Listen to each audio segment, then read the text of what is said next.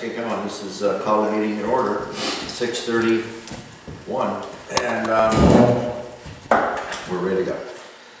General bylaws, general business bylaws, final draft from our attorney distributed by email. I received that this afternoon at 4 o'clock, and we have some copies, hard copies of the bylaws. I attached the bylaws in the PDF file to the emails I sent out. I think there's, how many on the listing, Debbie? 60? There's 69 right now. 69, right. I added Sean Garvey and the drummer, Matt Abedin, to that. And here are the bylaws. So what I'd like to do is just spend a brief moment going over them, because there are a couple of things that jumped out at me.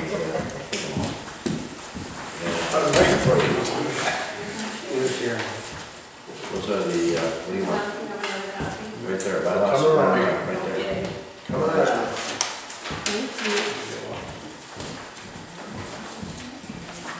This is hot off the press from Mr. Favreau.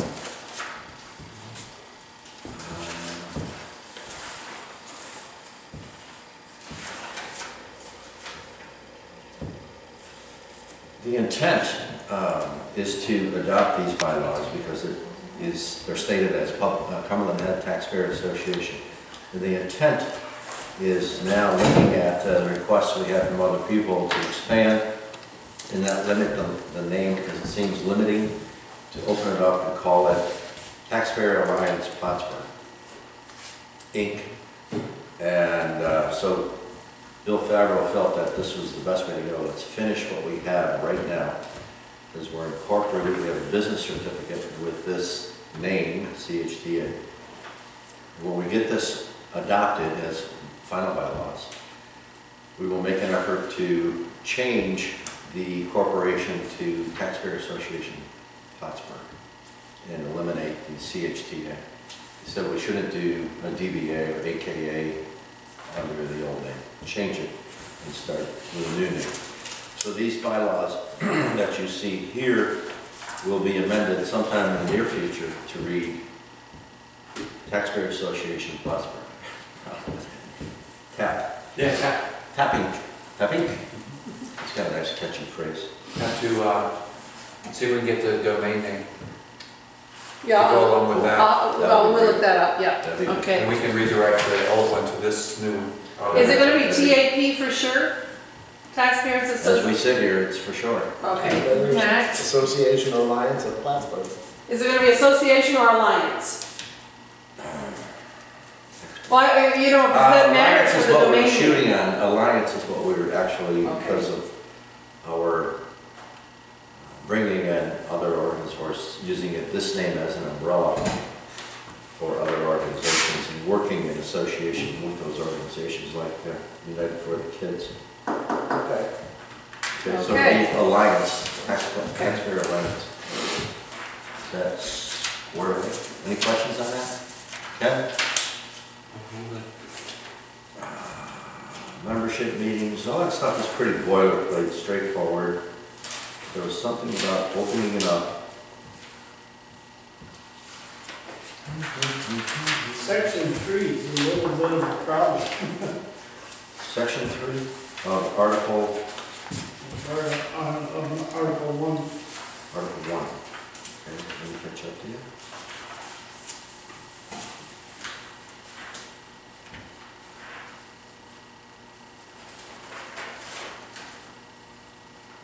We've already basically violated that. We did? Yeah. It would if we support, if we just bring in certain candidates or school board and stuff for. Right, I understand what you're saying. And the same thing with the politicians, you know. Well, is that actually support, or is that just to let them talk? Well, It's just informational. We're not endorsing anybody, and we're open to anybody that wants to come speak to us Right. that's running for office. I think that's the way to. well, that's We the thing. open That's the key. Are you going to open it up or? Yeah. Yes, Of course. yes. There's only 6 of us. If we can get 3 Board of Education candidates. If other incumbents on the board want to speak, they're welcome to come. Yeah, anybody. Yep. And same goes. Originally, we weren't gonna do that. Okay, well, now we're gonna do Now that. we're gonna do that. It's on record now, John. Okay. Okay. Open it up. And there is a subtle difference between the C3 and C4. And one is a PAC that was used in the last big campaign. I'm not exactly sure right now. I'm having to tip of my fingers to explain the difference, but I think we need to explore that to some degree.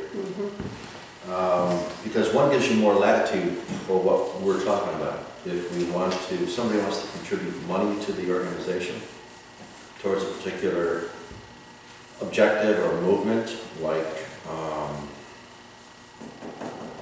gas on Cumberland Head, I mean, that would be fun. I don't see a problem with that. Or some,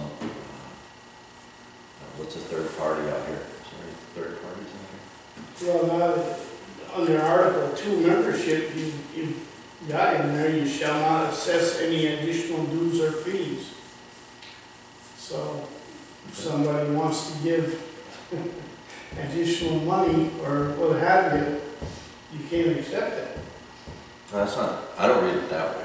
No? No, assessment means that it's a levy You have to on pay it. members. Yeah, And as it's opposed like to an assessment on a member of an additional fee for We could say, you know, like supporting John- some candidate or some movement, but not assessing any additional dues or fees and not establish classes of membership. We could say like John St. Germain lives in Cadyville, so he has to pay $100 membership. You should anyway. Exactly. That would be an assessment of an extra fee. I see. Then I'll be like Paul and Boy on one gas money. That's right. Jack, what I see as the difference with 501c3 and 4 is the 3 is monies given to the organization can be written off on their taxes, the individual's taxes. 4 is not the case. They can still give money, but it's not tax-free. And the reason why you would choose 4 is if you're going to politically support, endorse candidates. Okay. So that's my understanding. Okay. So if we wanted to be a 4, C4, and we accepted $1,000 from a couple people that wanted to promote a particular campaign or a particular person, that would be within the definition of what we can and can't do. I mean, that you may reach that point at some point in the future where you're going to want to take PAC money. Can you reapply after you've done one? The process itself is a barrier. I realize that, but let's say we get we say we don't want to be political, we want to be nonpartisan and yada yada, and we do the 501c3, and then 5 years from now we decide, God forbid if anybody were still left, we should decide we want to maybe take some PAC money and endorse candidates. Is it possible then to reapply for another status, or does anybody know? I don't know. I think it's an open process. It's always open, but the difficulty in going through that application is Oh, I realize that. pretty lengthy. UFTK is, we've made the decision, we haven't done it yet, but we're going for that. You're going for. C4?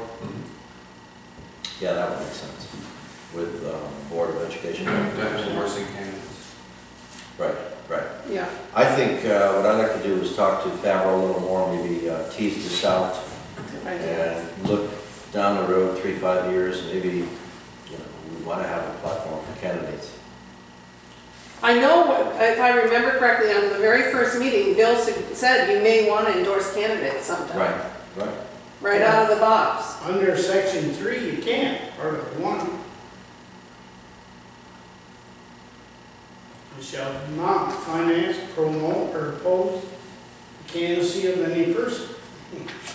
Well, I don't know if promoting someone is the same as inviting them to a public forum and having them speak and having that invitation sent out to their opponents or other candidates on that particular roster.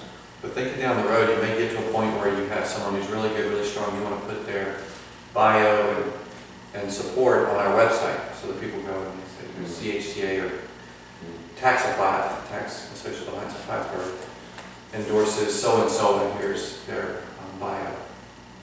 Because that's what we do with FDK. Right. I think it's pretty effective. Right, so I you may think want. under a 501c4, I don't think you can do this. I think you'd have to be a 3 to be able to. Vice versa. I think it's the reverse. It's a You reverse. think so? I think it's the Yeah. reverse, yes. Yeah, one is a political venue and the other is less political or apolitical.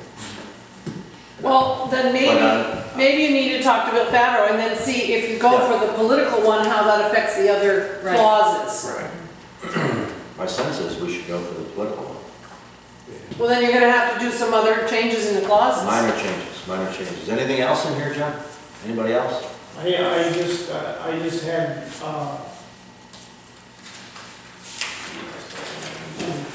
There's something about opening this up to. Where's the quorum thing?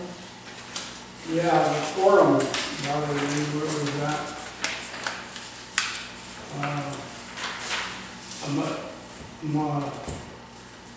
Well, of course, you're using a majority of, Where are you? all of those, Article 6 of Section 3.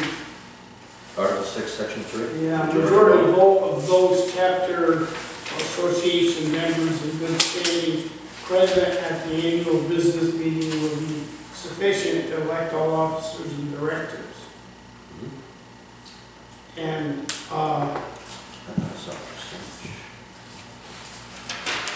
I thought we had a percentage in here.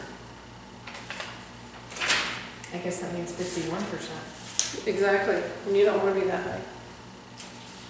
well, but you're not doing it based on the number of members, you're doing it on number of members present at that Okay. meeting. And Well, as you can see by the attendance, the only way we could do it. We would never get half the membership here. It says a simple majority of the members of the board of directors shall constitute a quorum. Where are you? Article 4, Board of Directors, Section 4. Simple majority, okay. Of the members of the board of directors Right. shall constitute a quorum. Well, if you have 4 board of directors, that means you need 3. If you have 5, you need 3. Right. What we could do is, That's not bad, because we don't have a very good attendance, we may have that particular meeting, we may not. but you should have all your board of directors at every meeting. Right. Well, it says that, doesn't it? I don't understand. What, my point is that we could always do a mailing to people and ask them to respond and vote. You know, if not present, Usually you have to be they present. can't make the meeting. I'm talking about Section 3, Article 4, Section 3, election term vacancy. Majority of those associated with good standing present at the small, sufficient to elect officers and directors. We could send a mailing out and say, who do you elect? And get those back and count those as legitimate votes for those people who may be unable to make it. I can talk to Favreau.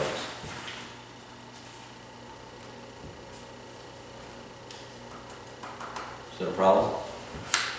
Good.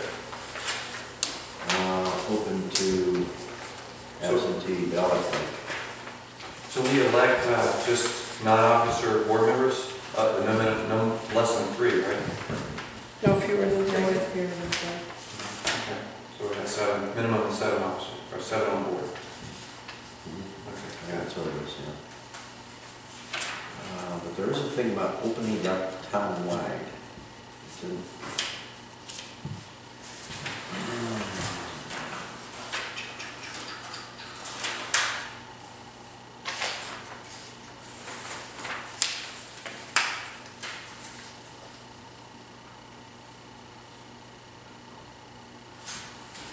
Well, when we amend the bylaws, Article 9, amendment of bylaws, it's the last page. These associations amended annual meeting, special meeting, at least the lesser of 30 association members, 10% of association members are present.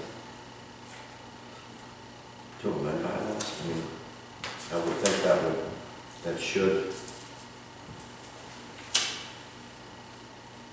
parallel to some degree Article 6, Section 3, majority votes. Well, if you have 100 members, you only need 10, that would be the lesser Right. to amend bylaws, right?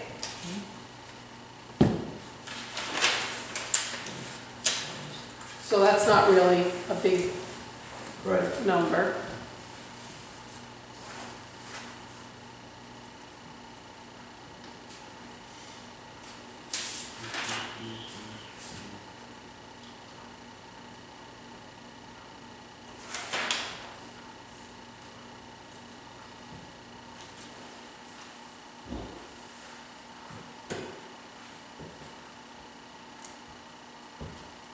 That's good. There it is. Article 2, membership, Section 1.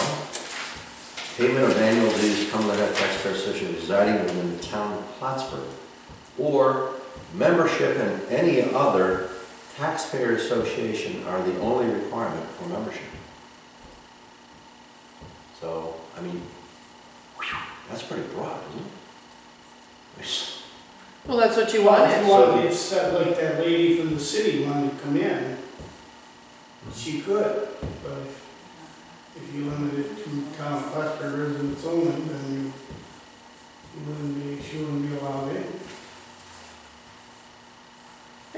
Everybody She's hear not allowed in anyway if she doesn't belong to another taxpayers organization. it? Okay, Am I right? right, unless she resides in the town of Plattsburgh. Exactly. Any other big issues with this?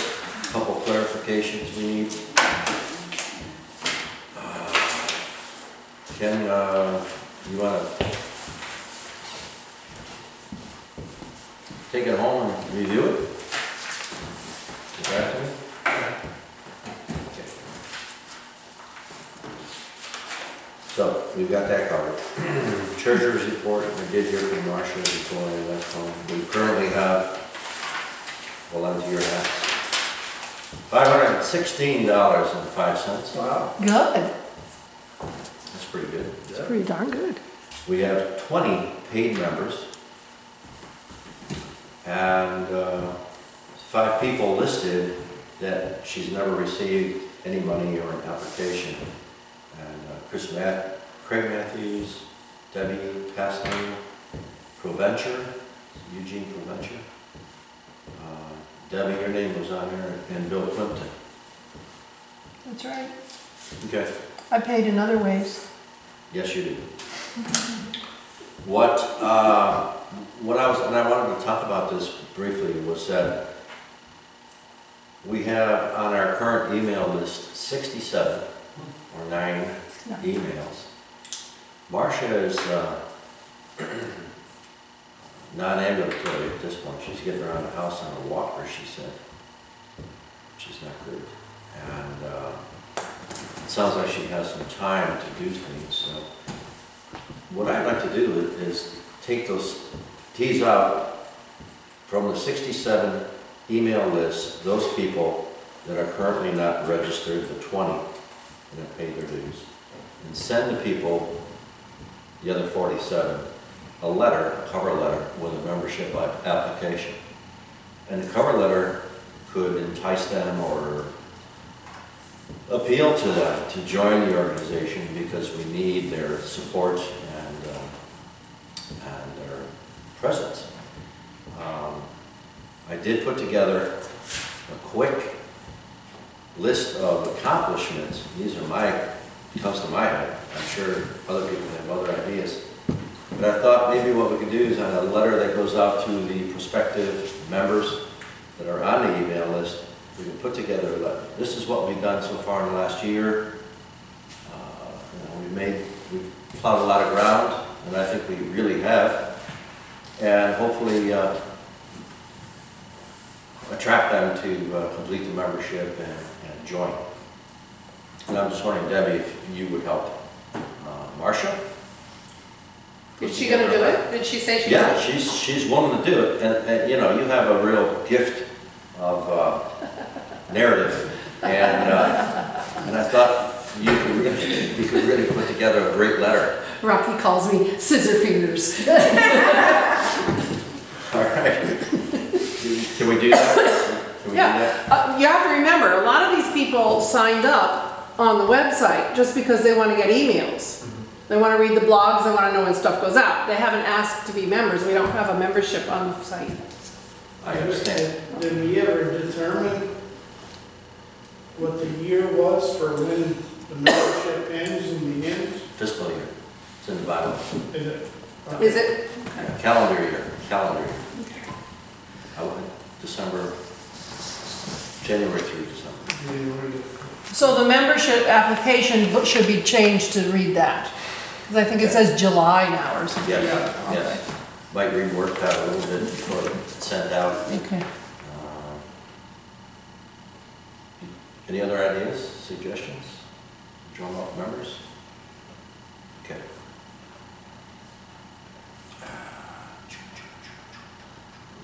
Treasurer's report, total emails, contacts. You could put in that letter to, if they know anybody else that would like to join, Okay, they could recruit their neighbors, you know. good idea. They could Okay. fit that in. Yeah. This is what I wrote down quickly. I started working on it last night and I tried to put some time into it today, but some of the accomplishments and it to be embellished. And I'll pass it around, maybe you can add to it. Town of Plattsburgh is CHTA Inc. accomplishments for 2012 through 2010 through 2013. No, 2012 through 13. Town of Plattsburgh budget review from 2010 to 2013. I don't know. I picked 2010 as a stop year going back in our budgets. Actually, we went into 2006, I think, at some point. And suggest operation maintenance improvements. Those are our suggestions. We disclosed waste, monetary waste, fiscal unaccountability, all those things that in your laundry list of 150 grand, you had that they follow to the letter, right? That we've sponsored candidates information forum. We've had public information sessions, the NICEX session. I don't know if we had it up, if there were other sessions, I forgot. We're incorporated. We're working on bylaws, they're nearly finished. We're working with United for the Kids and the Board of Education, BCS. And we're promoting the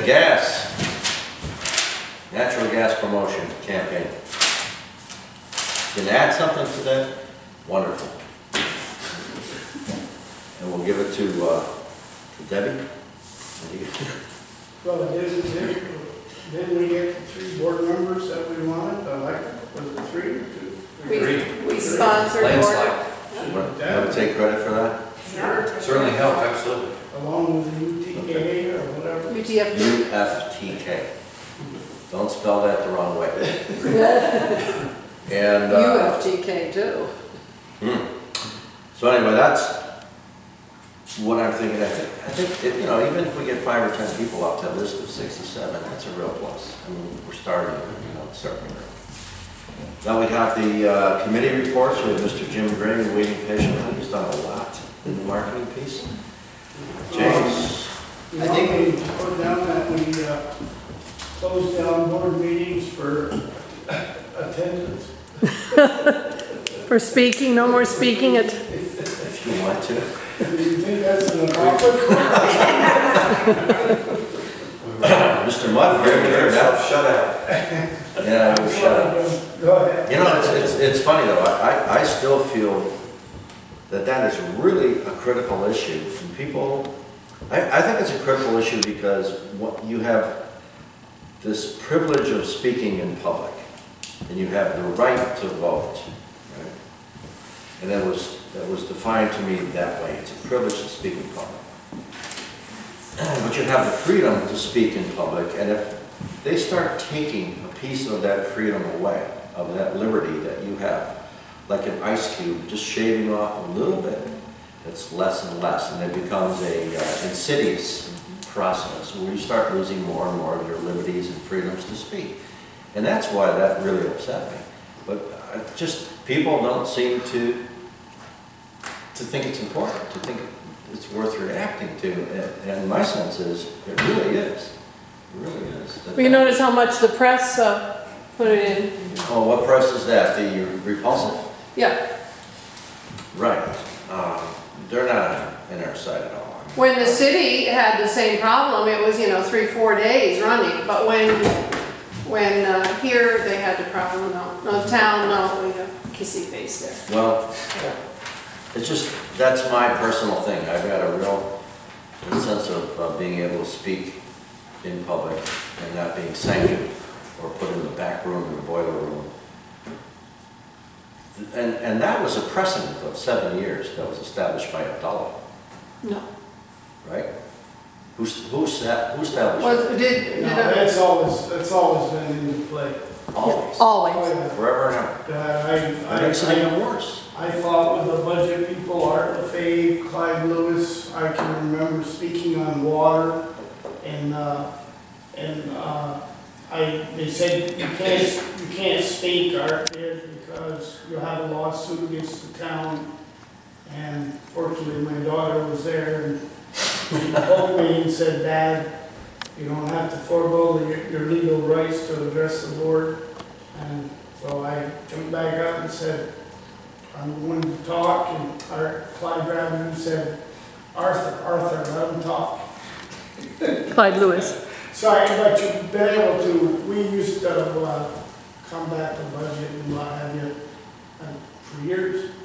What's happening. And I know all the time I was there, there was always somebody coming and addressing it. And we never stymied them. Matter of fact, we always more or less not really argue or anything, but if they ask her a question, we try to answer it and stuff like that. It was a little like the way it is. I just think it's a significant loss for the public in general. Yeah. I do, and it was a arbitrary and a knee-jerk reaction on the part of Bassett and his board to do what they did. I mean, it should end up being a political issue, actually. Yes, I agree. Can put it out there on your platforms? I think it should be, I really do. Well, we can use it for an issue when they run for re-election. Yeah. Ask them how they stand Okay. on that issue. Okay.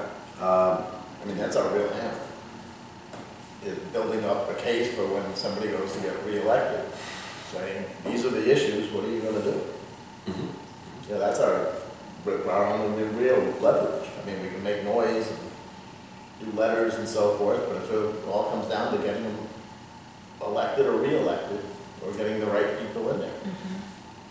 That's kind of how we had success last year, was it was so easy to find what the current members were not doing. Right. So it was very easy to point that out at election time. And I think that's part of the reason we have the success. Mm.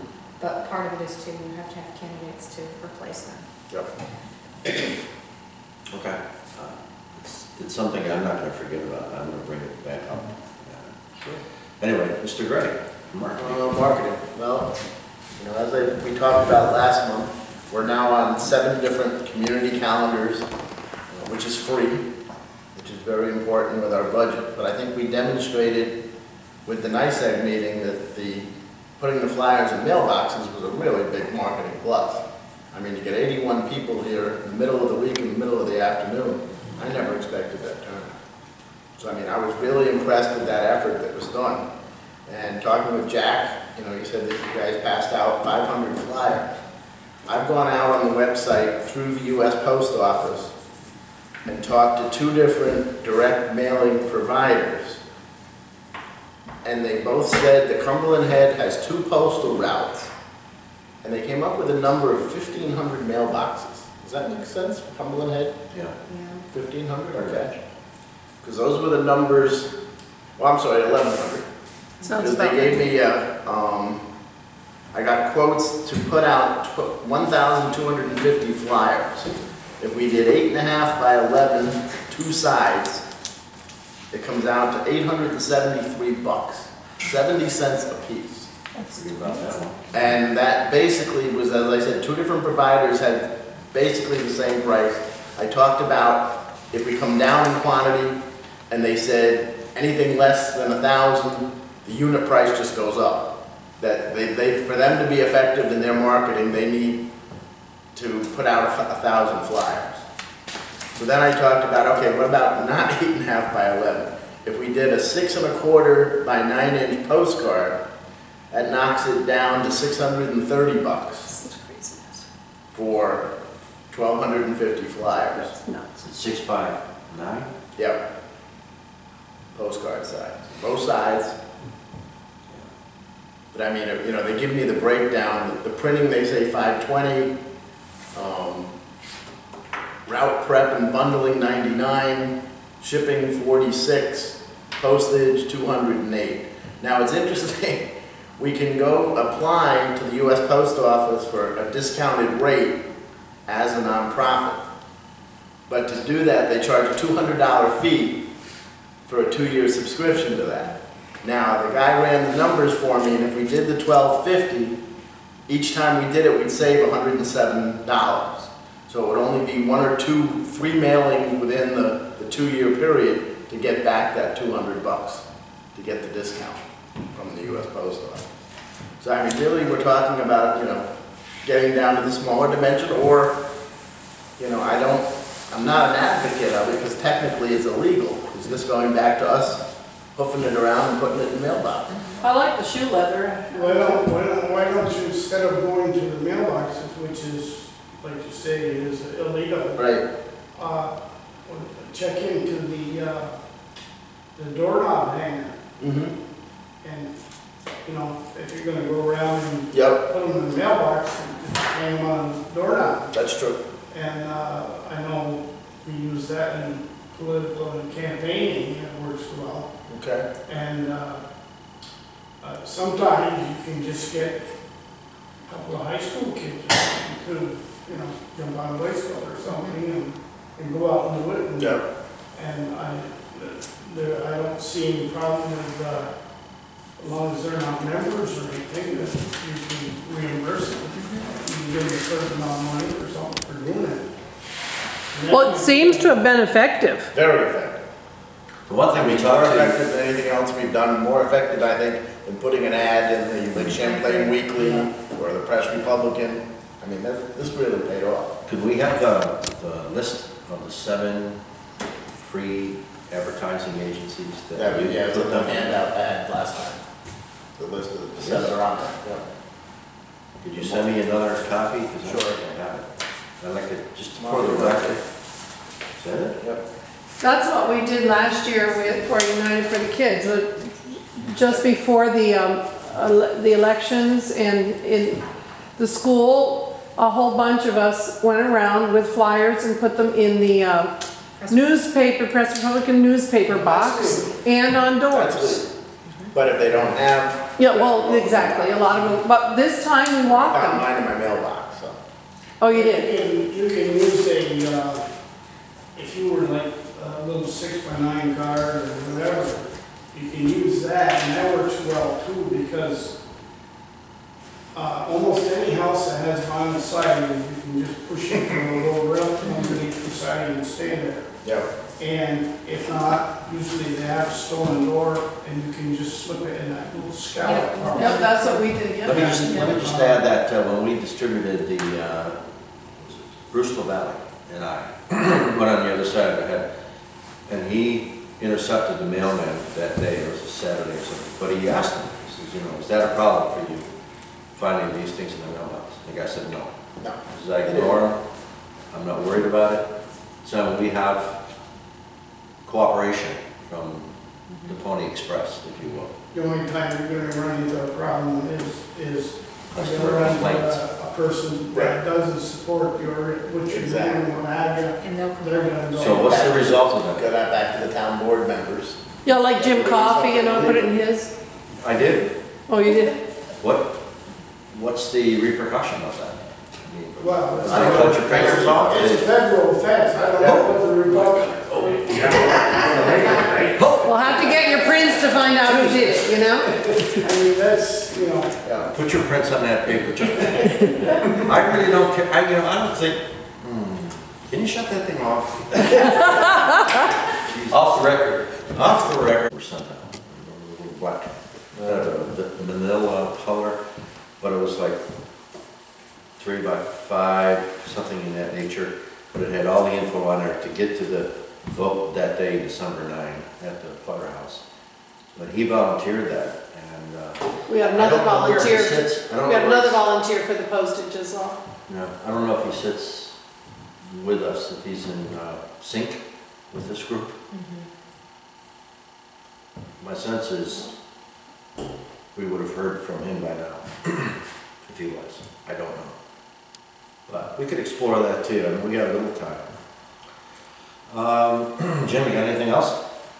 No, the only other thing I was gonna do is reach out and see what's up with Cumberland Head tomorrow, to see if we can't fold that group into ours. I mean, they had called me a couple months ago about would I be willing to be part of their leadership and so forth, and at that time I talked about this group, but I didn't really think of the alliance like you talked about with, you know, your group and so forth. We could do the same thing with Cumberland Head tomorrow. Okay. And so I want to call back, Nancy Olson has been my contact. Olson. Yeah, Nancy and George. Well, George is no longer. He died? No, he didn't die, he's in the He's in a nursing home. nursing That's home. enough. He's the one that called me and wanted to know when I reorganized that group. Okay. So let us know. Yeah, We'll be meeting again in April 21st. that's when we have the candidates coming. Mhm. Right. Is that the 21st? Is that the Thursday? Third Thursday. Third Thursday is the 16th? 18th. The 18th. 18th, yeah, that's what I thought it was. Okay. Thought it was 18th. Another thing I'm gonna try to do, I don't know if I can. I talked to Marilyn about it, and she wasn't agreeable to it, but I know somebody else that, if I could get a list of the 290 that responded, That would help. those are the ones we should concentrate on. Yeah, They're the ones who want gas. but NICEAG should be coming back out. I can't believe they're not going to. Can we, I think- before we jump into NICEAG, can we just do a couple things first, Yeah. please? Okay? I just, because that's gonna monopolize a lot of time.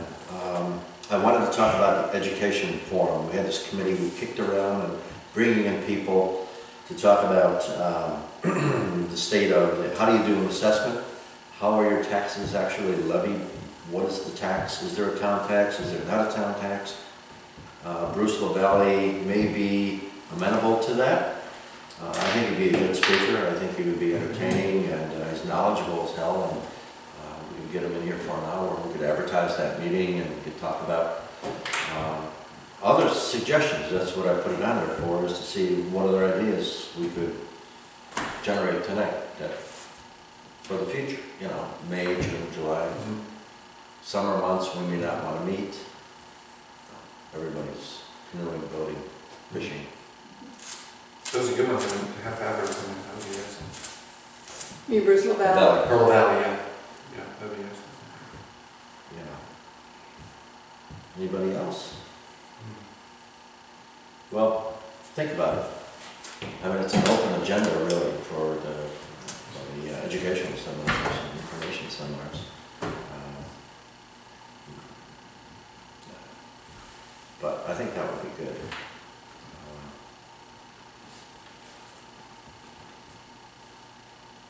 Okay.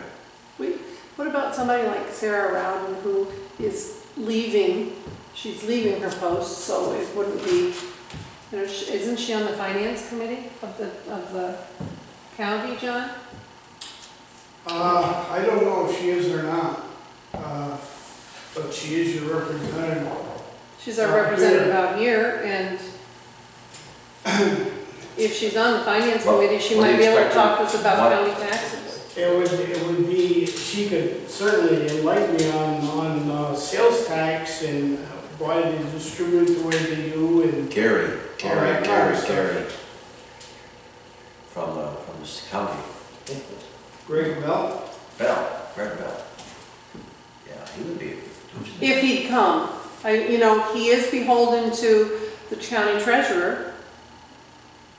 Well, we could ask the county treasurer, We could go ask Joe Joseph Jerome, yeah.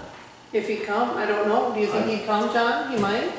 He probably would. I know he would if it was election time. He has an election coming up this fall. He's up. Is He's he? up, yeah, he's running. He'll come. So, yeah, we can invite them both, and We we can't can, support him, but he can come. we can, You have to tell them that. Yeah, he's up for election this we year. can ask Joe, and we can ask Craig Bell. Greg. Greg Bell, yeah, because that's Greg's boss. They work in, Yeah, yeah, thank that's you. right.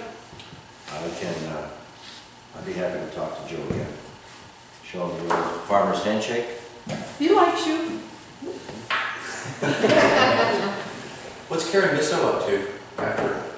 I don't know, what I saw was she was really involved with Michael Farrell and that group on the NRA and the right to own guns and shoot. I think I was impressed by her. I think she obviously learned a lot going through this whole her campaign. I don't know that she would want to present something, but just sitting down and talking to our group about the issues. I mean, we could certainly get ideas about what kind of stuff we need to get up to speed on based on what she's She's doing. kind of wrapped up in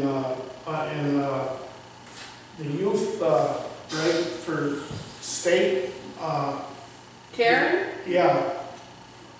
Isn't that one of the things she was pushing? I don't know if she's doing that or not. Well, why don't we ask her and She's knowledgeable and she's a doer. I mean, she's Yes. Oh, listen, get her in this. she is. I had a meeting with her not too long ago, and then she's, Did you ask her to join? No. no, but she loves our group, by the way.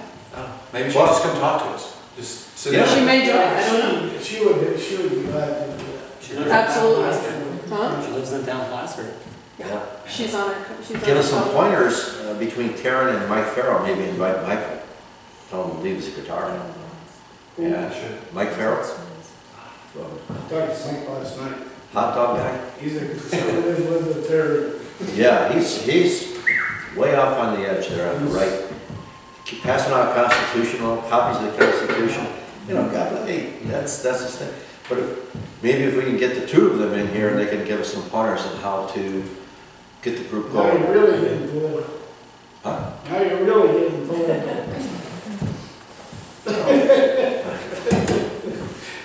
We're just trying to educate, we're trying to educate people on Cumberland Head, John. I see that.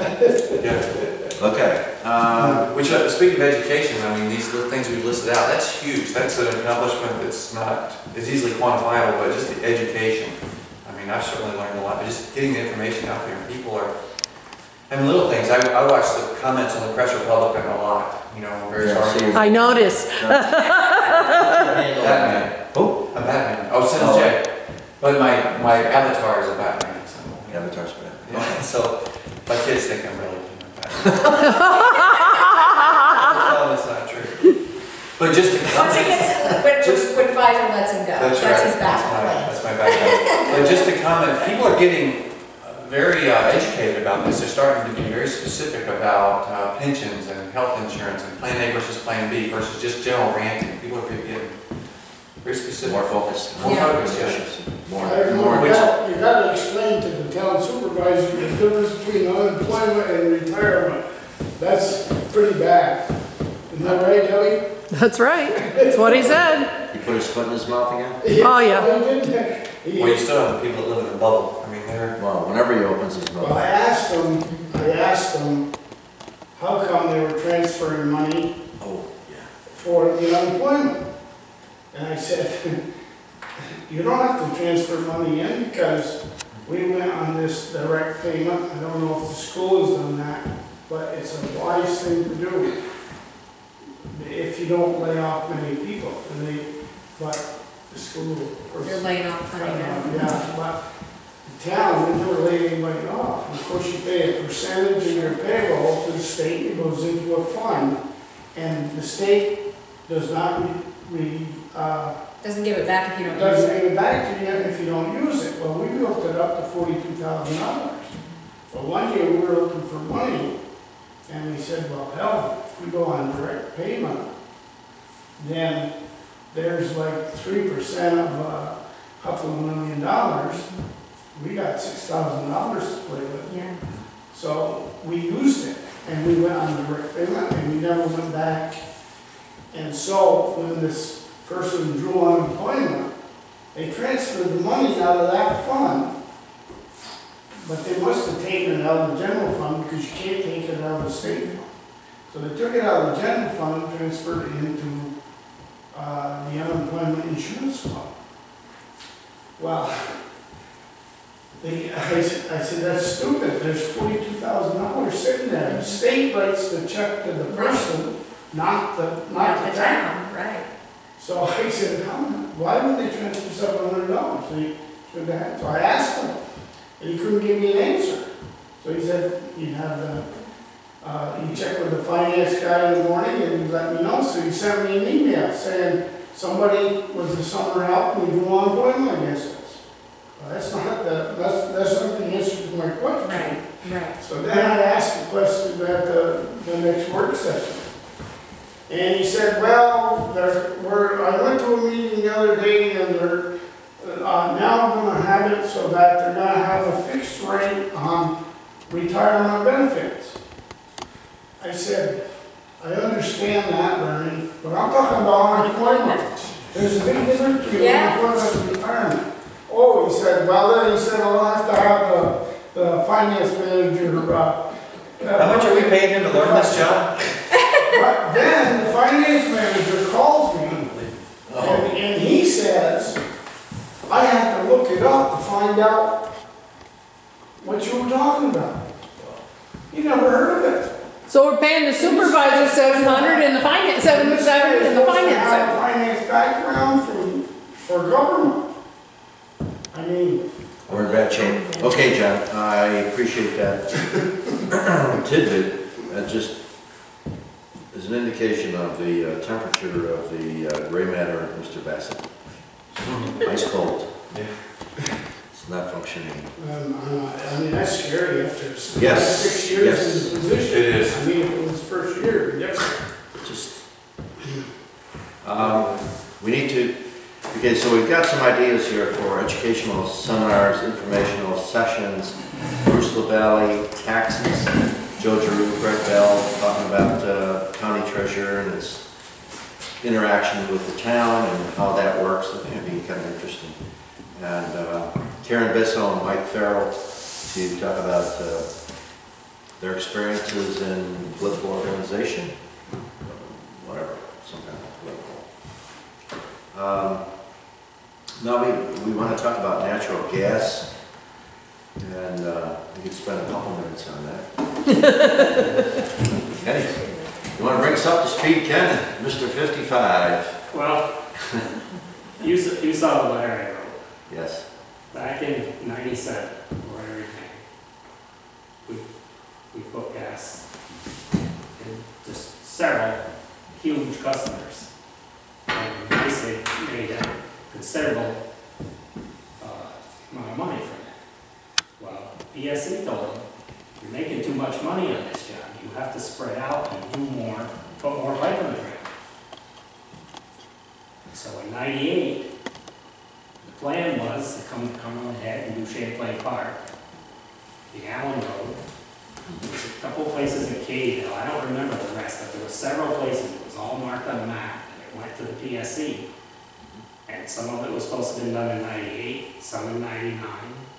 You know, it was broken down by year. But they never did it. I don't think they did any of it. Not at the time frame you're supposed to. Right. I retired in March of Right. '98, so, But they did Katie 2 years ago. yeah.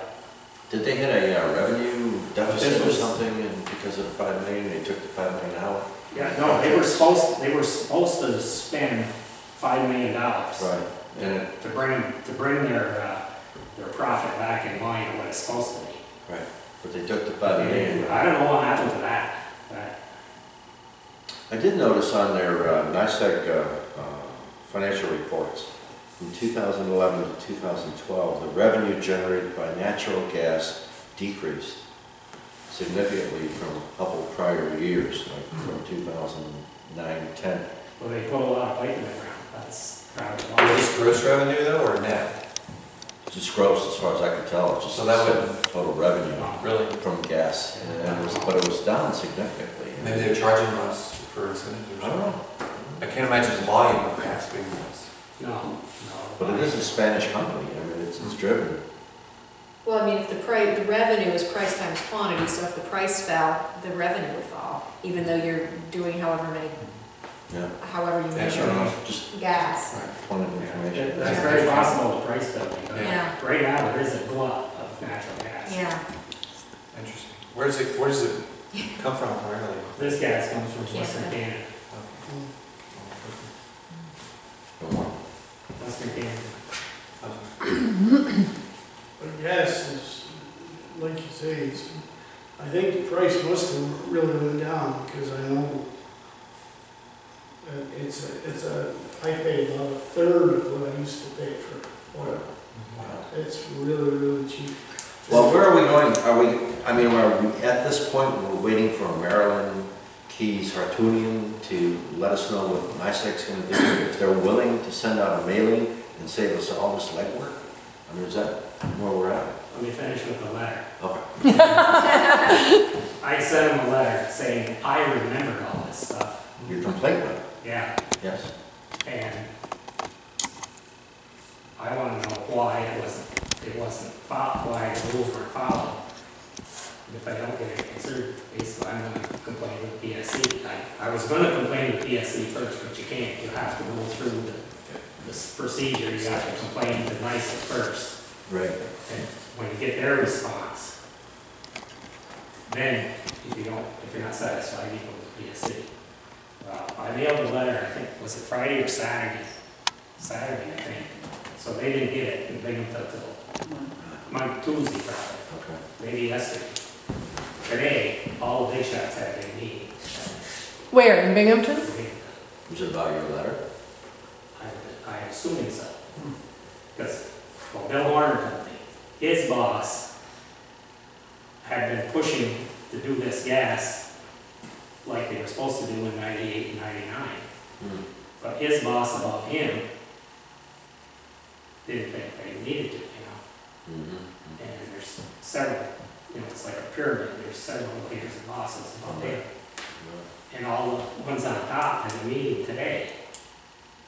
And Bill's boss's boss told Bill's boss that they thought they were gonna do Cumberland Head.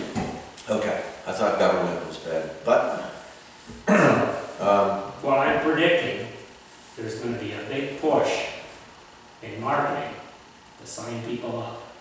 okay. Because if they do this, on 55 people, customers signed up, the PSC isn't gonna let that fly either. What you're saying is that they're going to want to go after those 55 and service those 55? No, No, they, They're not going to. 55 have signed up already. Right. 55 signed up, that allows them to build 5,500 feet of pipe, Okay. which will just about get them to here. Okay. Okay. So I think there's gonna be a big push on marketing to get people signed up. Should we wait then, as an organization? Should we wait for a couple of weeks? I mean, Favreau suggested you wait 30 days for Yeah. responding to the letter. Because I wanted to, so let's start a class action. Oh, give them time, give them time. So, you know. Next week, the first of next week, I sent a carbon copy to the manager here, Mark Letta. And I'm gonna call him the first of next week, see what he knows. And I'll just kind of hint to him that I've only told a few people about this. And there's already one guy talking to a lawyer about a lawsuit because he's been paying for oil and he couldn't be paying for gas for his last 15 years. Right. So I'm gonna tell him, Okay. Fair enough. just to put put that in his mind. Yep. That's good, that's good. And, But I, you I think know, it's gonna happen. But I know Ken at home, I know, we got the survey, and I mailed in the survey, and it was about 3 or 4 months before I got the letter to commit. Package. Yeah, Yeah. and then once I got that package, then it wasn't too long after that, a guy came to my house and spotted the meter. Yeah. So I think you've got, between the time all these letters go in and the calls and stuff, you're probably gonna have 3 or 4 months waiting to hear. I think that's gonna be speeded up. You think it'll be quicker now? Yeah. I don't know. so what's your sense though? I mean, you know, we're gonna have to organize, Nice get to together with have- 8, 10 people and do the walkabout, and that's a pain in the neck. Yeah. Well, let's see, you know, they've got the marketing response from 290 people on the head. Let's see what they do with it. Right. I Do you- think it's How much gonna be time? a quicker. How much time did, A month. Let's see where we are there for me. We're already a week out. okay, We're already a week out. wait till we wait, why don't we wait until the April meeting? And see The 18th. what's changed, yeah. And we'll get a status report, we'll know where we are then. I'll see if I can get those names. If they abandon us again, In the meantime, we still can talk to your neighbors and stuff. We have the sign up there. We'll have that sign there. We have it on the website. My letter to the editor should be in shortly. maybe do some more letters. Maybe we could get Ducky to say something on the radio about it, or, you know, Very nice. didn't he do some like, before the news or during the news, he said something? I think he did. About the meeting, yeah. Yeah, about the meeting, so maybe he would say something. We could put something up on the board, you know, we can do our United for the Kids And can then by the announce time it. April 18th comes around, and Yeah. we'll hopefully have some answers. On the website, we have a hot If they abandon button. us again, or whether they're gonna take some action and carry the water or gas. I don't know, Ken, or if They're you, gonna do it. Wow. if you saw on the At web, least Champlain Park. I can't get over how frustrated people are with this whole issue. It's Yeah, just- well, they know when they Jesus. do the damn water, the whole village, last year, year before, Last year, they got 90% participation. Yeah. I think people feel, and one woman actually voiced the opinion, Statewide, it's 80%. they feel they got short shrift from the last time. Yeah. Said that they had like 1,400 hookups to do, Mm-hmm. and Yeah, they had a bunch of extra crews Yeah. there. In Danamora. Katie, Katie, When they did, What well, they year? they were doing them all. what year are you talking about? mine was done 2010. Okay, so 2, I 3, think not 08 that was far. the biggest year. They did Yeah. 1,600 services. So the agreement is, let's wait till April 18th, see what our status is. Right. We'll make a decision to go one way or another with us. In the meantime, we've got signs up, we've got Ducky Drake, Craig Matthews can get. I'll tell Craig. But I think from the last time, people are frustrated because when they were out here a gazillion years ago and they were gonna lay that pipe and yada yada, everybody was hot to trot and then nothing. And nobody heard anything after Well, that. they really marketed that heavy. Heavy. You know what happened to the guy that did all the marketing? Fired him. They fired him. Yeah. It's too big. Yeah, Is that, he was the best one in the state. is that Jurgen? Yeah. Jurgen, yeah. Music? Music, yeah. Okay. Well, I know Bill Favreau was really upset about the fact I that know Jurgen. he's had to fill out 2 or 3 surveys, and he's really, he's not happy, you know? And he was the town, Bill Favreau was the town attorney when this thing was put on a back shelf somewhere by NYSEG. Yeah. Well, see, the town didn't, I don't think the town really knew about that. That was a PSC order to NYSEG. Is there any further light you can shed on this that I picked up on Marty Mannix? There are 2 things on Mannix. One, I foiled his grant for energy efficiency 2010 with the town of Plattsburgh, where the auditors could not find any data in a receivable. I got all that. Any receivable, they couldn't find the records. And I foiled that about 2 weeks ago, except I can't find a copy of my foil. What's the 30-day time limit to respond? No, 5. Well, 5 days. 5 days? 5 days. 5 days plus, at the end of 5 days, it can notify you in writing and, that they need more time. Okay. And then they can extend it for 20. Okay, Okay, you never heard I'll call, anything? I'll call what's his face there. You never heard anything? No, I'm going in tomorrow to look at some documents, so if you wanna get it to me, I'll, I mailed it, US mail, snail mail, to the town. I'll talk to him tomorrow. But that document to me is, Well, the consolidation hasn't been approved yet. No, the consolidation, what, of what? NICEAG hasn't signed the contract. Well, hasn't given them a contract yet. Because I brought that up about, I said, I thought you were gonna have same-day service. That's what you said in your presentation. And I said, the light up in Cateville by the beach has been out since the 1st of January. We don't have same-day service. They haven't He purchased, said because we haven't been able, we haven't had the contract finalized by NICEAG. okay, you just jumped gears on this. You just went to municipal lighting department and the issues with Mr. Lemoyne and those guys. I'm just talking about a grant that Mannix, under his signature in 2010, he got for energy efficiency improvement in the town of Plattsburgh. I don't know what the amount was, I don't know how the records, but the auditors found no records.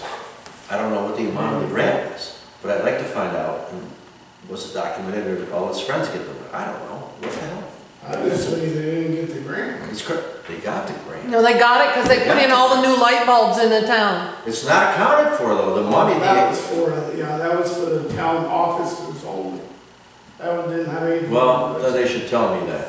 Yeah, that's what Okay. it's for. Well, you can't find a copy of your thing. I'll find it. Well, call Ricky tomorrow, he's in. There was something else with Mannix. But actually, you have cause now to go and ask why your FOIL request was denied. Right. And that you go to Bernie. You have to write it. Amen. What else did I want to talk about Mannix? Damn. Okay. His health, Pardon me? his health. Well, apparently his health isn't very good. I don't know. Well, I saw him the other night and he looked well. He looked well. So, yeah, he's probably gonna run again, right? He doesn't have to run this year. Who is running this year? Paul Lemoy, his term is up, and Jerry Renadette's term is up, and Jerry is not running, so there's a vacant seat. Well, I mean, they're both vacant. Right, the one is really vacant. Yeah, one is really One is- vacant with no doesn't have no candidates at this Right. point. It's been vacant for years. It's on record, Joe. So Republicans are, Renadette's out. Renadette's gonna be out. Yeah, he wants to run for county legislature. And if he loses the county elect seat, he loses his town Yeah, seat? he's or he goes out. back? Yeah, he said he's not gonna run for town, period. And Wood, Mr. Wood, His term is not up. isn't he running for something? We don't know. Well, they talked about money for county legislator, but I understand the chairman and him don't see eye to eye, so. Langley and Wood, No. Marty Mannix and Wood. Mannix, it's chairman. Democratic Party. Mm-hmm, on the county.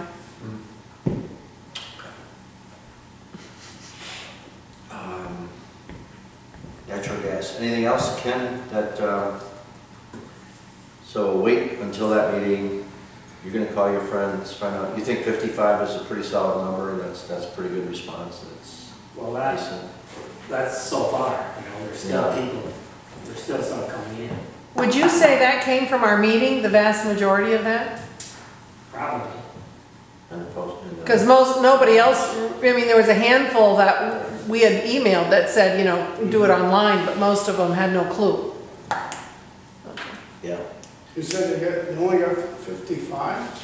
From the meeting, They got 55 signed up. that They call. had 290 that said yes on the survey Oh, from okay, Cumberland. okay. And of the 290, well, I don't know if they're the same ones, but 55 signed up. But NICEAG knows that if they build a gas line out here, they're gonna get at least 80%. And that will more than justify doing the job. But the PSC won't allow them to build it unless they're close to it. they've gotta meet. They gotta have almost enough to justify the job. For the cost. Yes. Okay, And they've been beat up by the PSC lately a lot. After Hurricane Sandy, they didn't have enough people to respond. They were gonna rely on contractors, private contractors. Well, the storm happened down farther south first. They grabbed up all the contractors. By the time it hit New York State, nice they couldn't get the contractors to back them up. They got fined $1 million for not responding enough people. They called me. Yeah, they wanted me to go down. No, you didn't go. No, Smart man.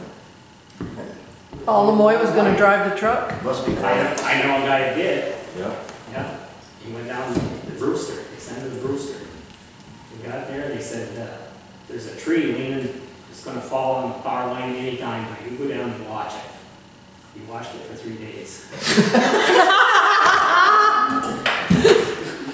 When he left, it fell.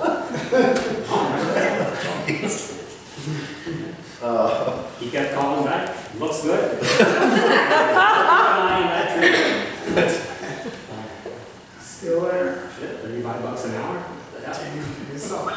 Tree watching. Food and lodging? Yeah, mileage. That's what our tax. I need to sign up That's for a right, job. that's right. And also on the gas, could we get the board from the Cumberland Head Fire Department to put up the 800 number? Like on a continuous basis, you know, until we got 80% compliance on the head. And say you must call, Must go. must call. Give me an email what you want exactly for it to say with the number. Just give me an email with that. Want gas? Must call, blah, blah, blah. Yeah, but I don't have that board, so give me an email. Okay. Exactly what you want on the sign. You got it. Firehouse is also going to request gas. Right. Okay, so that's a big concern. What can, Would somebody be willing, could you put it, a message somehow, if somebody can't get through on that 800 number and they don't have a computer, go to somebody's house and they can sign them up? I don't To know. get somebody to do that? There wouldn't be many people, but I'm sure there's some. where do you want to do that, on the website? I don't know. No, but no, those Oh, yeah, 'cause then people don't have a duh. computer. Let's see what NICEAG does with the 290. Oh, by the way, on the website, we have a copy of that sign. I don't know if you've looked at it, and it's a hot button. It says, if you want gas, click on the post to sign. And if you click on it, it comes right up to the natural gas sign-up page on Very NICEAG. cool. That is really cool. Now, Yeah. none of this falls in place with the town of Plattsburgh's, Well, Bernie said that, they had 981 responses, I thought. In the whole town. Yeah. Bernie said he spoke with somebody, and I didn't know who the name was. I'll listen to it and tell you who it is. And that they got 900 and some in the whole town, and that they would probably be having some meetings with NICEAG, townwide kind of things in April. I mean, that could be April of 2080 for all I know, but that's what he said, so. My concern is that we're not going to get the priority that we deserve. Well, I think you will, because of the fact that out here is one of your more, That's the problem. populated areas. Plus, the people out here have got the ability to pay to convert their furnaces and what have you, and get up into Wallace Hill and Trevor's Mills where they're all trailers and stuff. Those people can't afford to. That's the other thing. I'll get an information session with some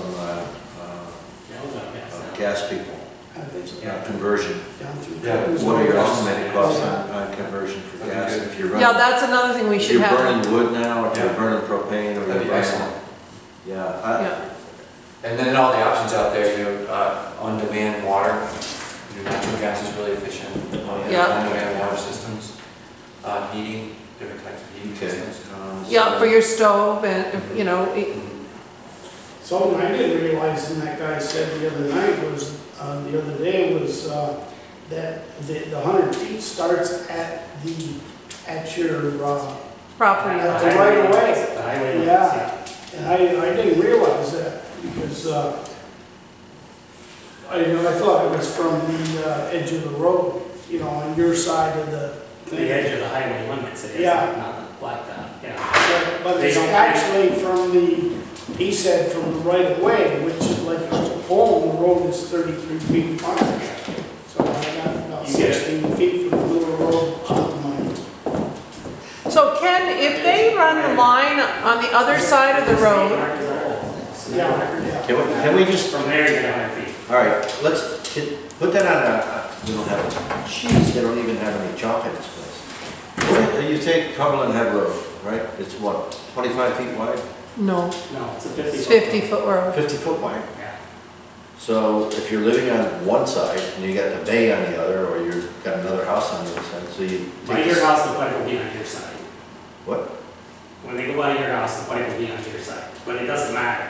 Right, You're not penalized because the gas pipe's on the other side of the road. okay, so it's on my side of the road, Yeah. and on, That's where all the houses are. on you guys, it would probably be on their side of the road, since, right?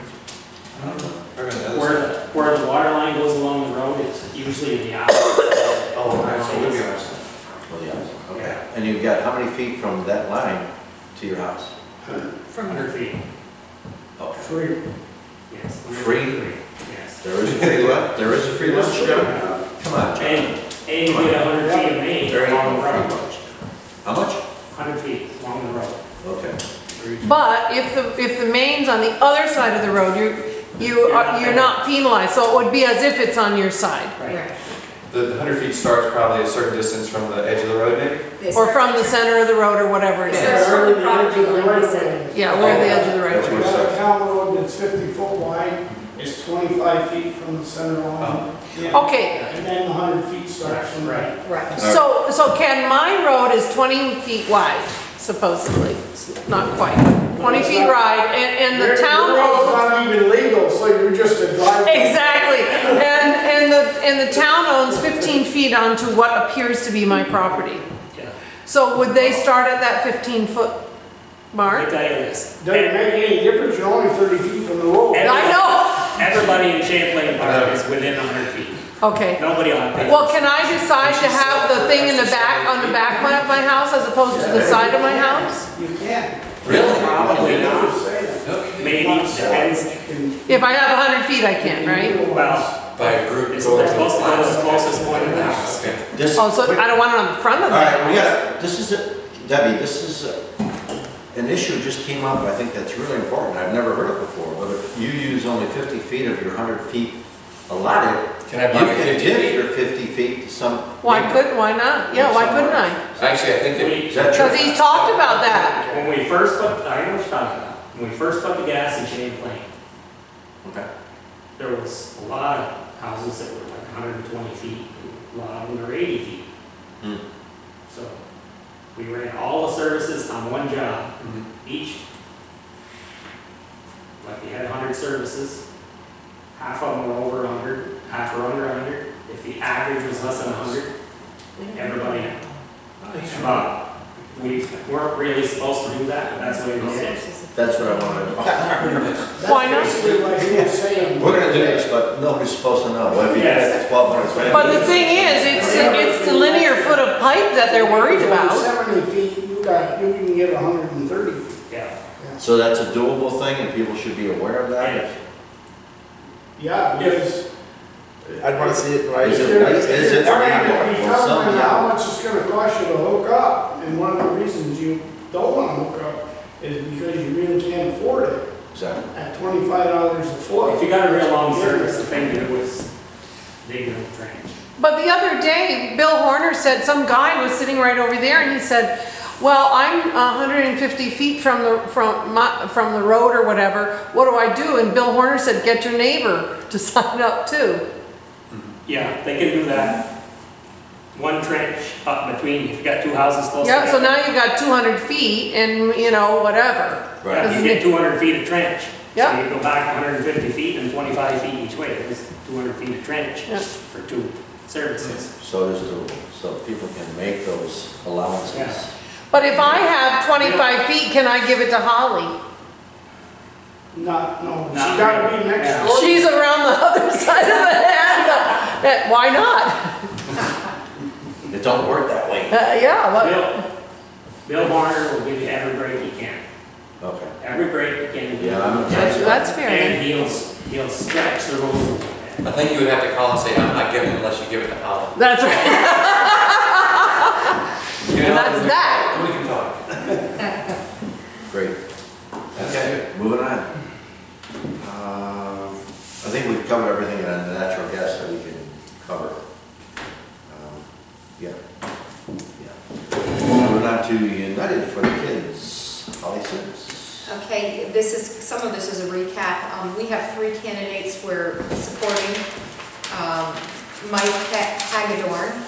Mike is from Brenda Subdivision. He was at the natural gas meeting here the other day, and he's a physician's assistant in the emergency room. Mr. Ken Maurer is another candidate. He is from Beacontown. Excuse me, we have the bios right here. Oh, yes. Debbie was from Mr. Miles. Great, thank you. We've got. Thank you, Ken Debbie. Mauer's from Beekmantown. He ran last year, and of course he didn't get elected, but he's very conservative. And then you guys know Andy Brockway. He's from the Head. Is he, my concern with Mr. Brockway, he's a nice fellow, but, he's here, and I'm wondering if he's going to have the staying power on that board if he gets elected. Will he be gone in a year? Maybe that's something we should ask him. Be a good question to ask him. Yeah. I know he had other political aspirations, and he said he's not going to pursue those now. I So, think somebody should vet him, Yeah. investigate. No, we can. I'm sure somebody will. I'm sure they will. But yeah, we'll have him here asking. Those Ask are good him questions. Yeah. But staying power is a question I I have. guess a lot Do you of have came any out other? in his last campaign against that. That's a good way. Yeah. A lot of bad press came out about it. Ooh, yeah, it did, and I don't know why, it's just he was a target, perhaps. Well, I understand, I wasn't here for that, but he was 21 or something, I guess he was quite young. Are you looking at any other candidates? No, there's Somebody 3 besides positions. him? Yeah, I mean, do you have, if one of these drops out, or do you have somebody in the wings? Nope, And who- You need all 3 to control the board, or you? we need 2. We need 2 to get control. And who else is on, who's running against these folks? Okay, there's one incumbent we know for sure. His name is Ed Marin, Okay. and he ran last year. He got ousted, but then a board member stepped down, and so the majority of the board said, we want Ed back. There was no election, there was no anything. I'm Because sure he you was guys the heard about it. 4th person, and rather than run an election candidates. Right, through. Well, they had political reasons. for Well, yeah, it, but too. that's how they worded it. That's how they couched it. So he's back on, but now he needs to run again. Okay, Mr. Trombley is not running again, and Red Levine says he is and then says he isn't, so I don't know if he's running again. And for right now, I think that's it for candidates. So I think there's, so you need 2 out of 4. so we need at least 2. Okay. Do you feel that these people are really strong and getting? Yeah, I think will meet there's, your needs? I think they're strong. I think Mr. Marin is a nice person and he's well educated, but he's demonstrated that he hasn't made very good decisions. And that's why I would support him. Merit, the Ed incumbent. Marin, the The incumbent. incumbent, right. And he is, like I said, he's smart and he's very, he just, there were a couple situations. One, when April got appointed to the board first because she was in 3rd place, so she took the unfilled seat. She took the open seat. And there was, immediately they put on the table that they wanted to renew the superintendent's contract. A year early. A year, even though it wasn't due. And not only would they not discuss, they wouldn't even go into executive session for her. She requested executive session because she's brand new on the board. They're asking her to vote on something, and she wanted to go at least find out, what she was voting on. They wouldn't even, and he was one of the ones who wouldn't allow it. That's one of the reasons. That's one of the bad decisions I think he made. And And if Amy were a good superintendent, it might be one thing, but he's not. I thought you hadn't hired him for 5 years. yeah, well, so that was one of my issues with Mr. Marin, which is, there were a couple opportunities like that where he had a chance to be the pivotal person to let somebody. The other thing was an elementary principal was getting tenured, and as you guys all know, the grades down there are not good at all. And Eric Anderson, who you guys can probably remember, said he wanted to go to an executive session to talk about his performance because he had just got on the board. And again, the current board, including Mr. Marin, said no. So they wouldn't let them even talk, they wouldn't let them see documentation, they wouldn't, they just shut them down. So that's the reason why I would not support him. Out of fear, they take that action out of fear that. I don't know, there's only 3 of them and it was still 6-3. I don't know why, and there was nothing threatening about the tone anybody, so I don't know. But so right now we know of no other candidates.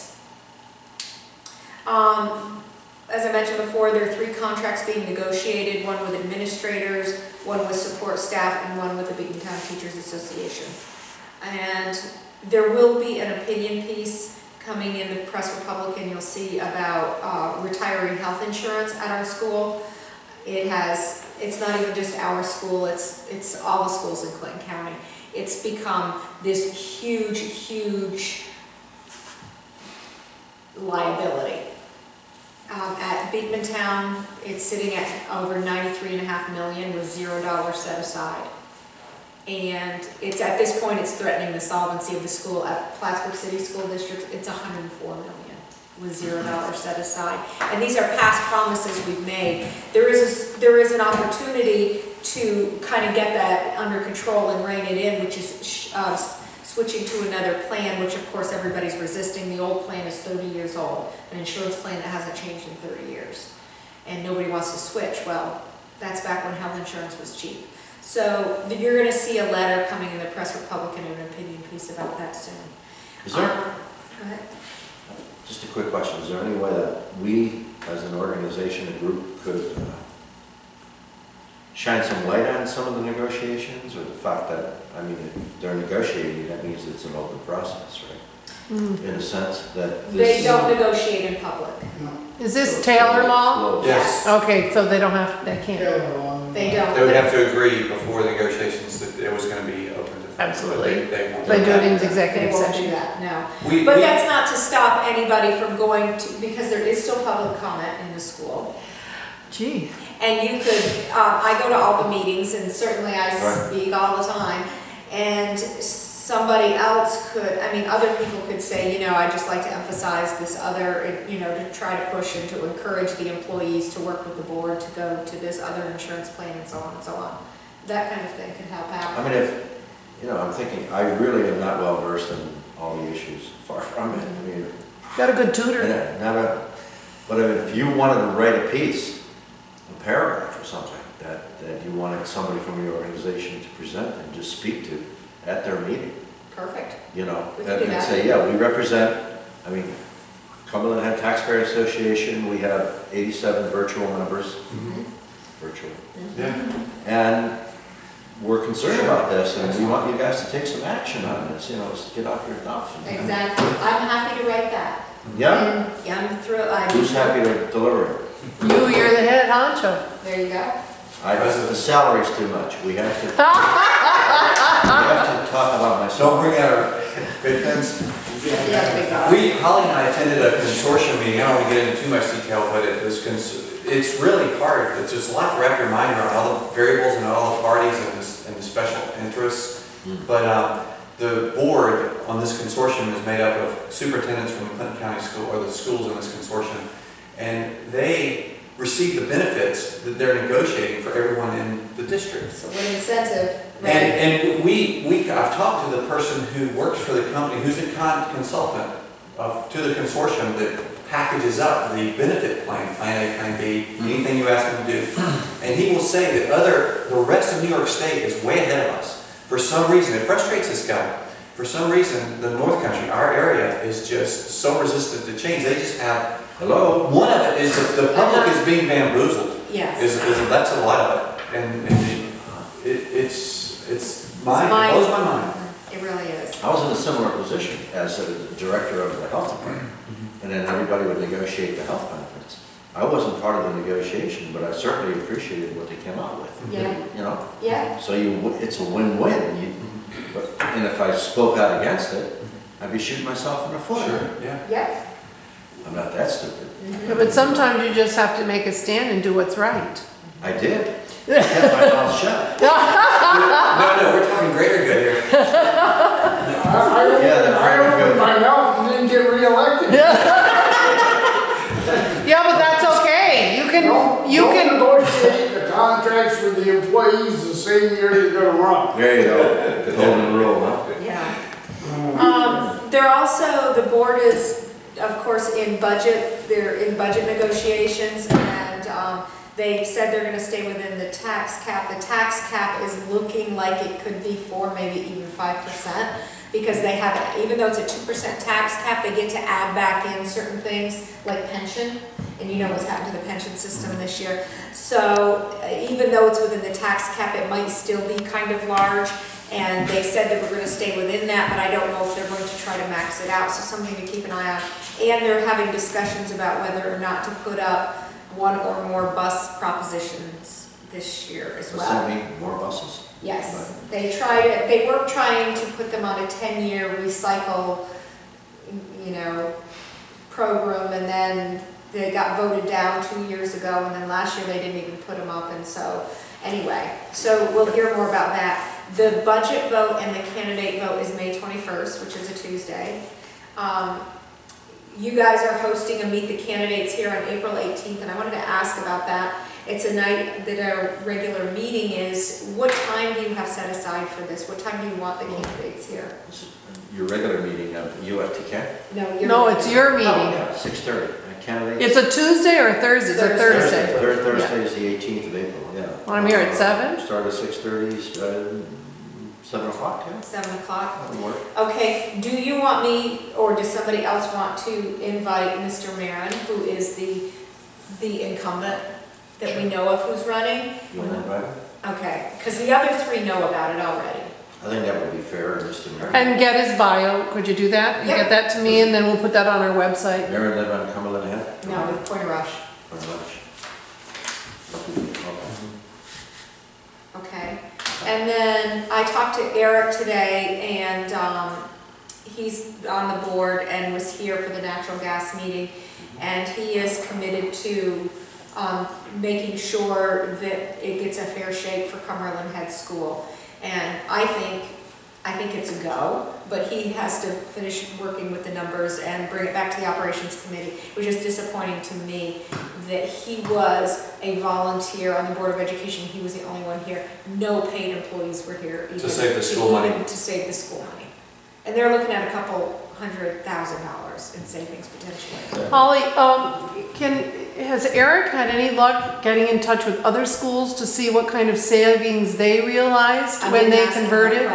I didn't ask him that He question. hadn't as of that meeting. No, he hadn't. But I thought because he is a member of the Board of Education, maybe he could get That the other information, schools to respond. Right. I don't know that. but- That would be good information to have. I mean, Eric he's pretty tapped out. He does a lot, and the superintendent should ask that of his business executive. Well, Well, I Could sent, the board go directly to? No. Okay. I sent an email to the business administrator at Salem, and I called first, and the secretary told me that, when I sent an email, I told her she could reply by email, and that was probably 2 weeks or 3 weeks ago. And I've heard nothing, so I'm assuming either they don't want to give out the information, or they want me to foil it. Well, They just don't feel like putting it together. we got a couple of people working on that. Bruce LaValle is going to contact Joe Laurendo, the attorney for the Big Town Central School, next week, I believe he said. I think that's what he said. And we also have contacting to Mr. Amo. Who is that? Bruce? Bruce? Valley? Bruce LaValle is contacting Laurendo. I know that. I thought that Oh, the was fireman, the fireman. Oh, the That was you, fire, and I was gonna take you to lunch if you actually got a response from him. I think it's the fire chief, Lyle, is that his name? Lyle, the fire chief. Up here. Lyle Newman. Like Paul. Like Paul Paul Newman. No, Newman on Seinfeld. Oh, okay. Mr. Lyle Newman, who lives on, Quarter Horse Lane. Frank, okay. He said that he had some close contacts with Mr. Amo, because Mr. Amo, according to Lyle, managed his campaign for town justice of the peace for the town of Plattsburgh, which he lost. He managed it very well. So I don't know how much, is that true? Do you remember that? I don't remember what the Newman was. I don't either, but that's his claim, it's what he said to me. And so, but he's gonna contact Amo. I don't know if anybody else who knows Amo. Good luck. Maybe His he'll- girlfriend, Probably somebody up in Saranac Lake, I don't know. They're still digging out up there. They are. Okay, the last thing I have is UFTK is putting together a list of issues that we have brought to the board / superintendent over the last 12 to 18 months, and basically a checklist. You've addressed it, you haven't addressed it, you haven't even responded, you haven't even blinked at me kind of thing. I'd like a status. We're going to be doing that. It'll be posted on our Facebook page as well as our website. Some things get attention, other things you just get no response. You don't know. It's like they ask for suggestions to save money, and you give them suggestions, and they claim they do. I guess they don't get your email, they don't get your phone call, they don't get anything. So I'm guessing they really don't want suggestions. Maybe they'll run for the town board. perfect fit, yeah. Anyway, Yeah. so 3 new board members last year. They need help because they're in the minority. So we're hoping to get at least 2, 3 on this year. And at this point, it looks like there's only 4 candidates. Okay, great, thank you, Holly. When's your next meeting? It is the first Thursday of March. Of course, our last one was canceled. So Of April, first fruit? Or April, rather, yes. Okay. What about, we're talking about education, and the budget for the school is like double, or it's incredibly high, it's a huge budget. It's about 36 million. It's Yeah. gone down now, Oh, good. yes. Oh, I had a question about buses. You said they might have some bus propositions. It seems to me that the buses out here only have a handful of kids on them. Is that my imagination? The ones I see when I'm running only have a handful of kids on them. I think it just depends whether they've dropped off, picked up, or where they are. According to what I heard at the Board of Education meeting when the head bus driver person talked, was they're pretty close to capacity on their buses. Oh, they are, okay. Yes. My question was a general question on education, and I know very little about education other than having been submitted to 23 years of brutal pedagogy. What if we sponsor something like a forum on charter schools? Not that I'm a big fan of charter schools. That'd be a great idea. Or another forum on Even private- school choice. School choice, something. School vouchers. Doesn't even need to be charter schools. You just let the parents say, here you go, here's the $19,000 it's costing your kid to go to the school right now. That's what it costs for the average kid in our local schools, $19,000 a year. You take that voucher, you go to whatever school you want. And you look, no, but that's something that you wouldn't even have to do with charter school. If you could, and everybody The had schools would. to Shakespeare or Who prevents you from doing that? it's a law, you gotta get it. State of New York. It's in effect in Yes. some other states, right? Correct, some Right. schools have voucher, right, Right, or down some south, states, right. DC, Virginia, area. that- Cuomo keeps us from doing it. But it's Well, like, you there's- listen there's- to, You you listen, wanna make sure you study that real hard, because, I mean, that's been talked about now off and on over the years. And the thing is, Jehovah's Witnesses can have a school, and then some other religion can have a school. Roman Catholics. The Catholics do Right, see. right on the, well, Catholics do now, but right on the line. And you can end up with a whole lot of, The Baptists have their Is that day, bad? I their don't know day if that's school. bad. It's just, well. throw the thought You have a out there. voucher, it's worth a certain amount of money. Yeah, I know, Right. I know what you're saying, and I. I have an issue with privatizing education and then for you start squeaking profits out of education, it's usually the children and the curriculums that get hurt. And it's the same thing that's happening in the prisons today. Well, it's the same thing that's happening in our public schools today. Absolutely. The kids are not getting the money. The No. money's going to the youth, the powerful unions, nice. That's right. It's Nice not. it, nice it, New York State United Teachers, nice it. nice, yes. But even with charter schools, how they're handling it, like there are charter schools in New York City, and there could be charter schools up here. That's legal. Is what they're doing is they're not building a new building. They are physically taking over part or all of existing public schools, and they're running it totally different. And there's like a lottery system set up to let these kids into these charter schools because they want out of some of these public schools so badly. They're still public, but they're public charters. So it's possible. I did hear that somebody applied for a charter school up here, but I haven't heard any more about it. And What I don't about know who that would Vermont? be. Vermont has some, right? I don't know. We had the data. Maryland has private charter schools. And it has its pros and cons, there's no Yeah. doubt about it, you know. and you Well, I mean, privatize you take stuff. the Catholic schools and you take what an employee is paid in a Catholic school versus a public Yeah, big school. difference. And there's a tremendous. No, wait a minute now, wait a minute. We used to do audits on Catholic nursing homes. And the little nuns, God bless them, they never got any salary booked on the expenditure side of the accounts, okay? So basically, they were working for zip. If For they nuns. had at least put in $23,000, this person is worth that much money. It could have been brought into, well, from our position, it could have been brought into the Medicaid rate and would have enriched the rate a little bit more. But if they need to get, I think they are, that trend has changed, but they're probably not getting paid what they're worth on the books. The nuns and the priests. Close. Right, right. The teachers at Seton are making about 24, 25. Wow. And then Not that making affects their much. retirement Yeah. when they go into FICA and all that. And I'm sure Yet their results are second to none. That's right. Their results are, they're really good results. How do you do that? How do you create a school that's result oriented? Because your parents pay you to send you there. Where the kids, you know, have a really good success rate and they get into good colleges, if that's what they were, they get a good job working for a union someplace, for a plumber's union or something. I mean, that was, I don't know if you read that, I sent you or watched that video with John Taylor Gatto.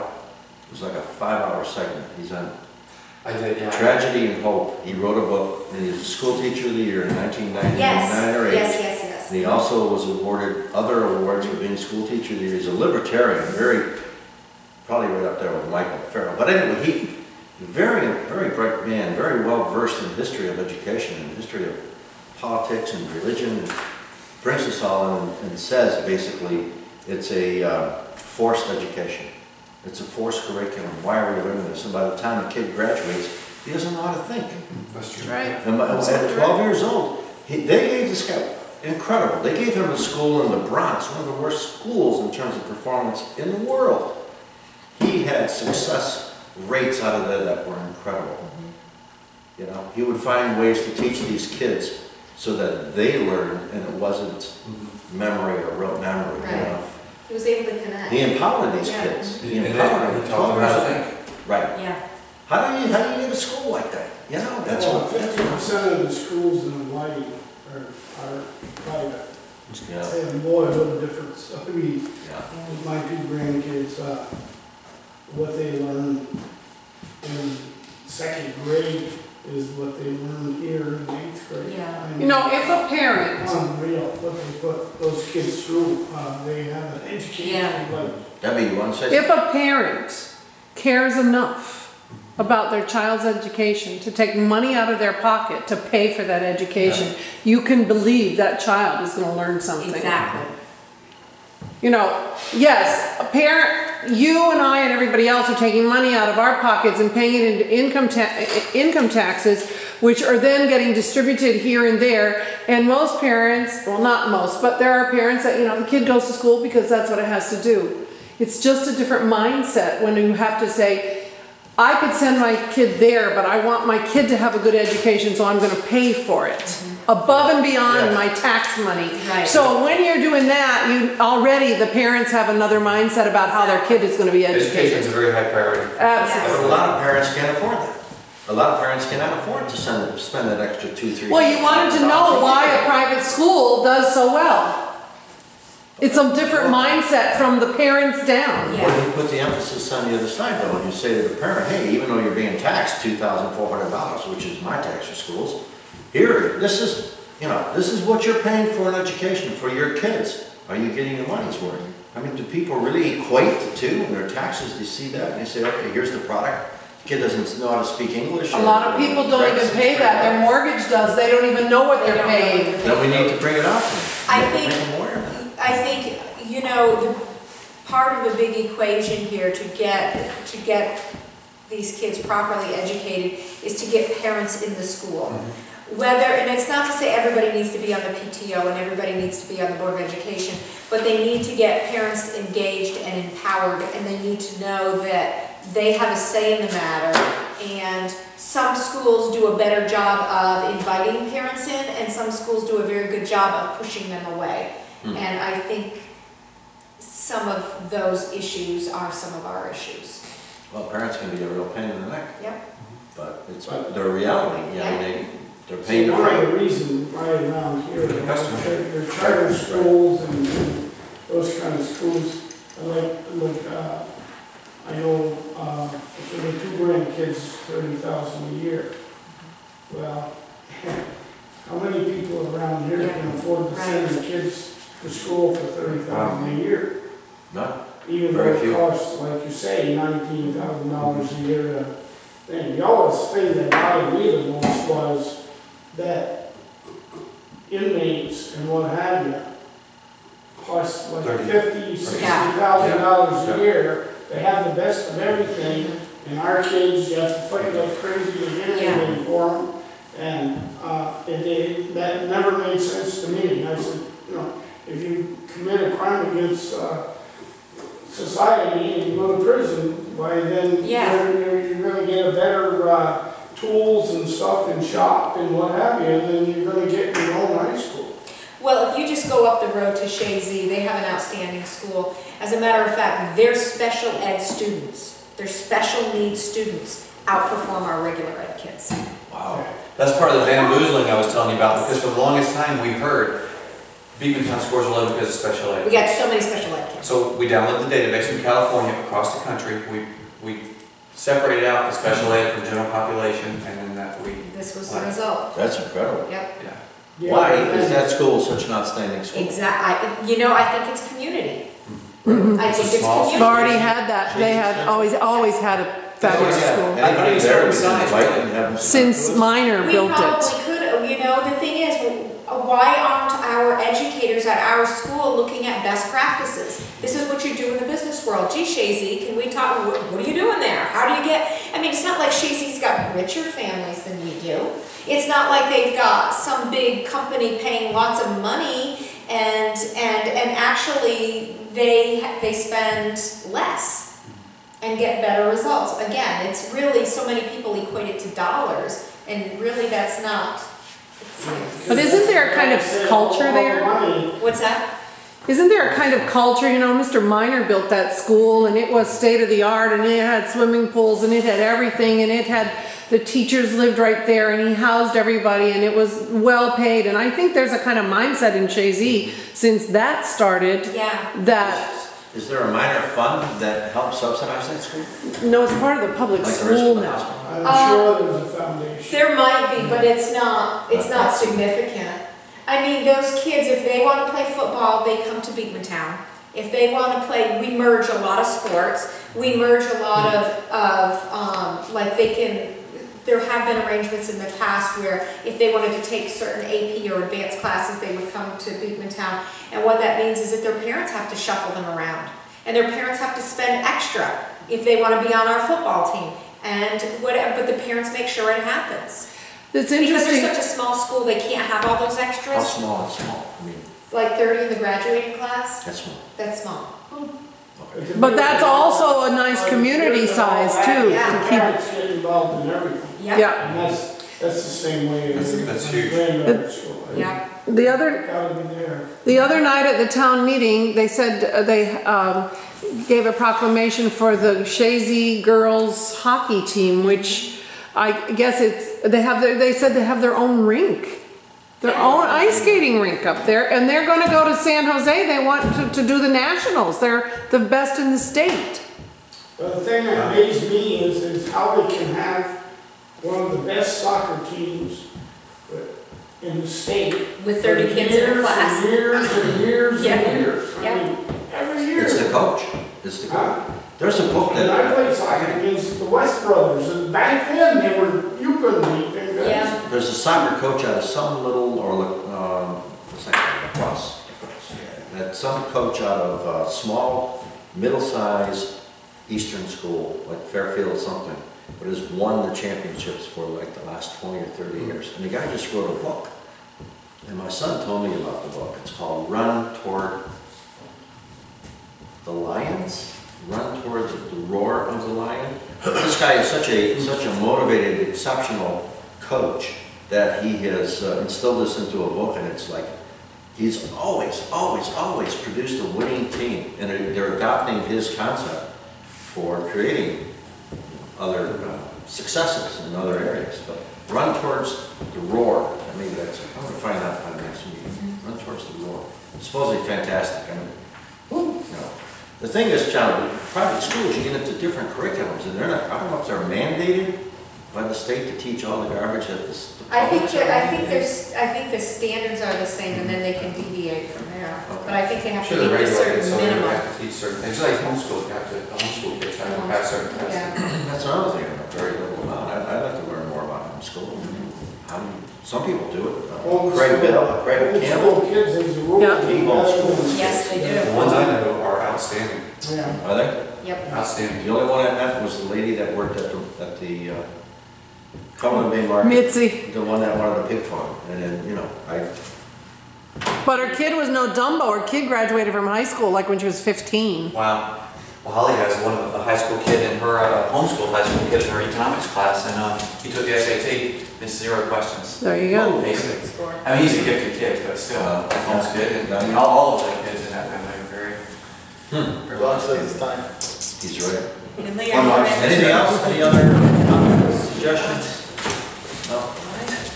We're ready to go. 55 miles an hour. Give me a shake, we're ready to go. Adjourn at what time? 8:30. 8:25. I used to have a Pontiac Grand Prix SE light truck. I used to Potty potty. cruise on